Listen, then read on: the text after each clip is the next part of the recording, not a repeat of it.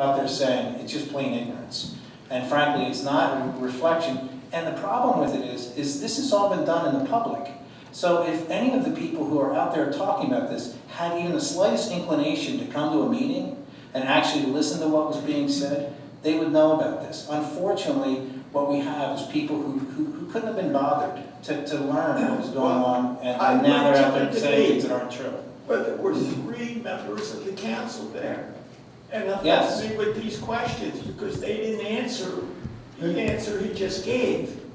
Okay, that's all I can tell you. Mr. Riley, That's what I heard. Mr. And Riley, listen, I beg to excuse differ. me, I'm not finished yet.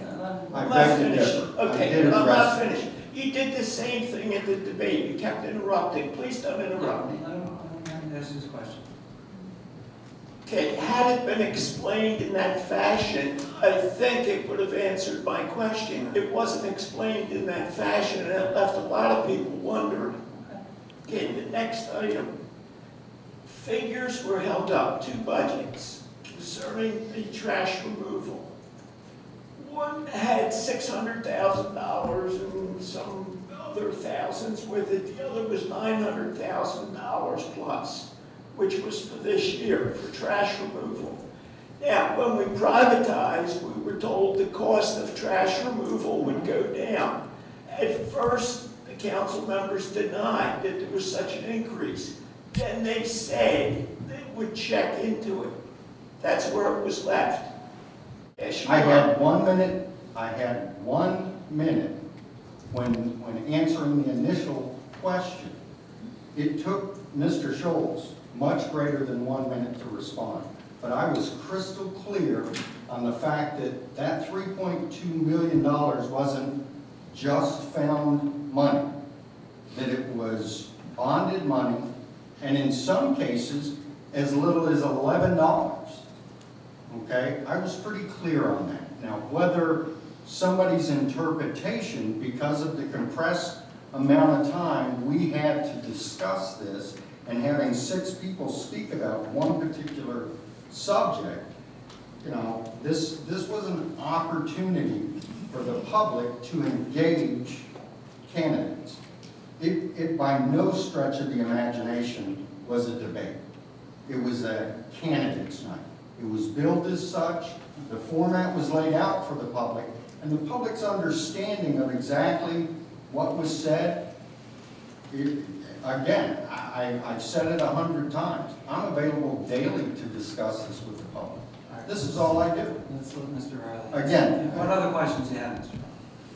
Okay, just a statement. It came up about the police and the fact that many people in the township do not feel safe because of a lack of police. The police themselves think there is a lack of police. I can tell you, I've heard that also. And I've never heard anybody who lives in the township say that they were satisfied other than members of the council or people that had a personal interest. So I can tell you that that's the perception. Let me You ask, may not agree with that perception, but that's the perception. Mr. Riley, if I might, we spend roughly $8 million on public safety. And I guess the question is, are we not spending enough money, or are we not getting enough value for the money that we're spending? And it's a hard question to ask. I mean, there are a lot of expenses that go into public safety, but it just about expends our budget. Between our debt and our public safety, it just about expends what we take in. Is the number $5 million for, what's the total not for public safety? It is in the 12 is around 8. So For the total, it's not police. the problem is, we don't have unlimited funds. If we had unlimited funds, you know, there may be some things you look at, but we don't have that. So what we have to do, we have a responsibility to balance the needs of the community with the resources that are available to us. And believe me, we don't make decisions on a whim. We look at things very carefully. The thing that I find a little distressing about some of what you're, because I know you can't make all the meetings, but you've generally been here for the meetings. You see how we conduct things. You know full well that when I tell you that we dealt with, and again, that example of the $900,000 in the budget, we covered, hey, wait a minute, I thought it was going to be less money. And Mr. Schultz covered it. And we did indeed save a substantial amount of money by going to Casworth, and we are saving that money. Okay, we've got a township now that's being run a lot more efficiently. Those things were covered in our budget meetings, but unfortunately, people who weren't there, okay, who didn't listen, who couldn't take the time to actually get informed, are now out there basically telling residents things that aren't true. I can't control that, but what I can do is we come here, we put everything out in the open, and we make our decisions by the light of day. You know that, sir. I mean, you come out, you've been here. Okay, the last thing that I have involves a person, and again, I read about this in the newspaper, Kevin Ellicott. Okay, he happened to be there at the debate. I saw him, I said, Kevin, how'd you make out with your problem? This guy is an Iraq veteran, and we thanked him for his service by laying him off and not giving him 2 weeks or 3 weeks without pay, so that he could put in for a disability pension because of an injury he sustained on the job working for Medford Township. I think that is a disgrace. Okay, I'm a Marine retiree, he's a Marine retiree. I don't care if he's a Boy Scout retiree. That's not how you treat people. Okay, if you were an employee of Medford Township and you knew how he was treated, what would you think of your employer? You'd have no loyalty to them at all because they have no loyalty to you. And that's what you did to him. That was a disgrace that he was not given a couple of weeks without pay. Wouldn't cost you a dime so that the state can make a decision. The state might turn him down. The state might say yes. But this way, he has no chance.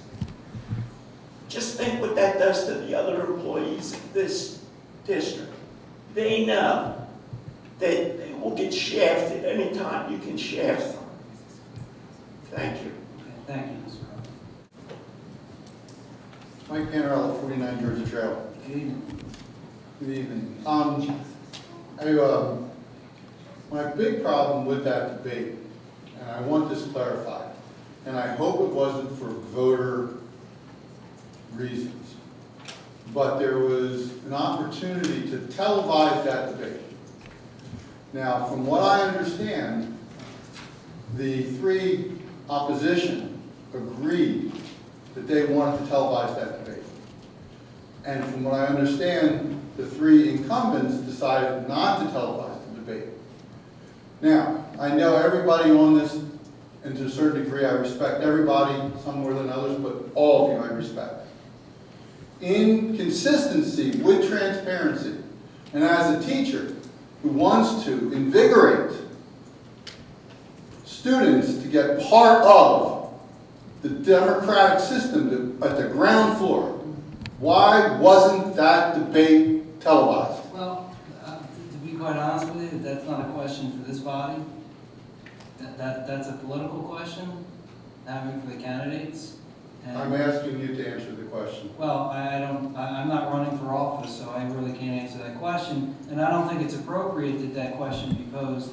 I asked the question. It's not a council. Forgive me if It's it's not inappropriate. It's not what we're here to do. We're I'm working. trying to say to you that it was inconsistent Okay, but with this council's pledge of transparency. Okay, well, I'm And I not gonna argue and debate that point with you, but the point is, we're here for township business, that's not township business. Okay, I regret. Mr. Panarella, I'm happy to answer that question.